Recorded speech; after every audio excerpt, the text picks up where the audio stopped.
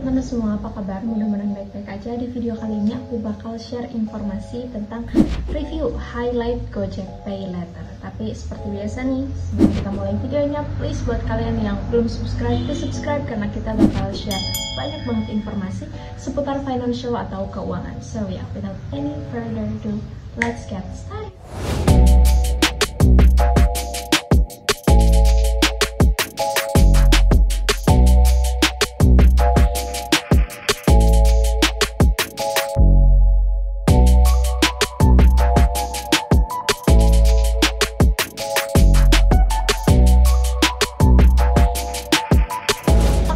Sebelum kita bahas lebih jauh tentang Gojek Pay Later ini, aku mau ngasih tahu dulu nih ke kalian apa sih itu Gojek Pay Later. Nah, Gojek Pay Later adalah metode pembayaran secara kredit yang dikeluarkan oleh Gojek untuk pembelian produk-produk yang mereka tawarkan. Seperti di sini ada GoRide, GoFood, GoSend, GoBills, GoPulsa, dan GoTix. Nah, jadi ketika kalian menggunakan Gojek Pay Later ini, kalian tidak usah terlebih dahulu top up GoPay ataupun bayar secara cash, tapi Gojek akan menalangi terlebih dahulu biaya yang kalian perlukan untuk membayar produk mereka. Nah, nanti di akhir bulan ataupun di awal bulan, di tanggal-tanggal tertentu, biasanya sih sebulan sekali, mereka akan memberikan tagihan untuk produk apa saja yang kalian beli menggunakan Gojek Pay.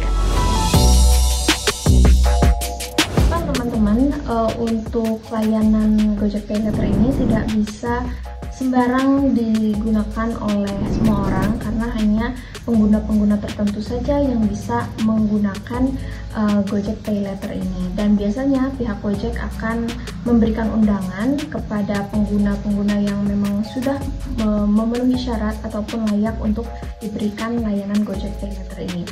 Adapun kriterianya, spekulasi aku sih, kayaknya mereka memilih user-user atau pengguna yang memiliki transaksi yang cukup tinggi melalui aplikasi Gojek. Oke teman-teman, next tentang limit pay letter dari Gojek. Waktu itu aku sempat dapat limit pay letter sebesar 500.000 dan tentunya itu bisa kita gunakan untuk bertransaksi, membeli berbagai produk-produk yang ditawarkan oleh Gojek ya, baik itu GoFood, GoRide, dan lain sebagainya.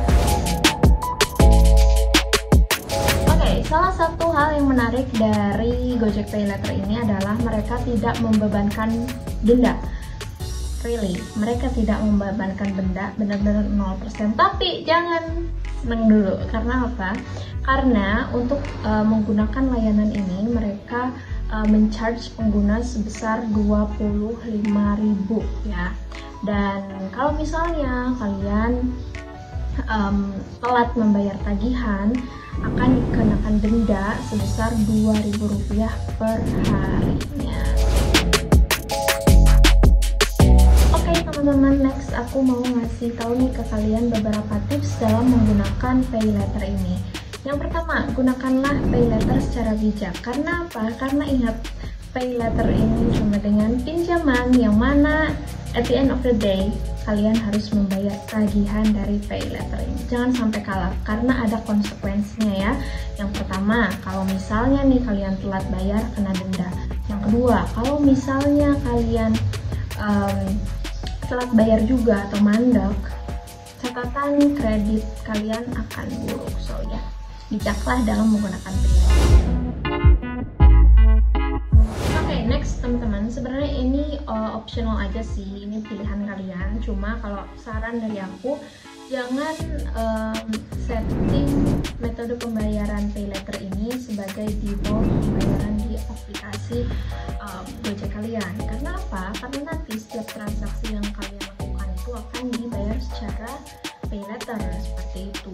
Dan mungkin kalau misalnya kalian nggak sadar akan hal ini, kalian bakal agak kaget gitu ya, di akhir bulan atau di awal bulan pas tagihannya keluar kok gede gitu, nggak kerasa gitu kan, kayak gitu sih teman-teman. Yang ketiga, kalian juga bisa bisa mempertimbangkan tentang biaya langganan sebesar 25.000 tadi, dan juga biaya denda ya apabila kalian telat membayar seperti itu. Memang tidak ada bunganya 0%, tetapi ada biaya langganan sebesar Rp25.000, yang mana mungkin bagi sebagian orang ini kurang sreg gitu ya dengan adanya biaya langganan ini. Tapi mungkin buat kalian yang nggak pengen ribet gitu dan tertarik untuk menggunakan fitur pay letter ini bisa jadi pertimbangan kalian juga sih sebenarnya. So ya, yang penting kalian harus bisa mempertimbangkan, dan jangan sampai nanti pas bayar tagihan kalian itu mandek ataupun telat bayar, jangan sampai ya, karena ada konsekuensinya. Oke teman-teman, tips dari aku yang terakhir adalah hati-hati dalam menggunakan pay letter ini. Jangan sampai kalian terlalu kalap dalam berbelanja ya. Kalian harus bisa menentukan mana keinginan dan mana kewajiban seperti itu. Karena biasanya kalau kita terlalu kalap sampai kita nggak bisa mengontrol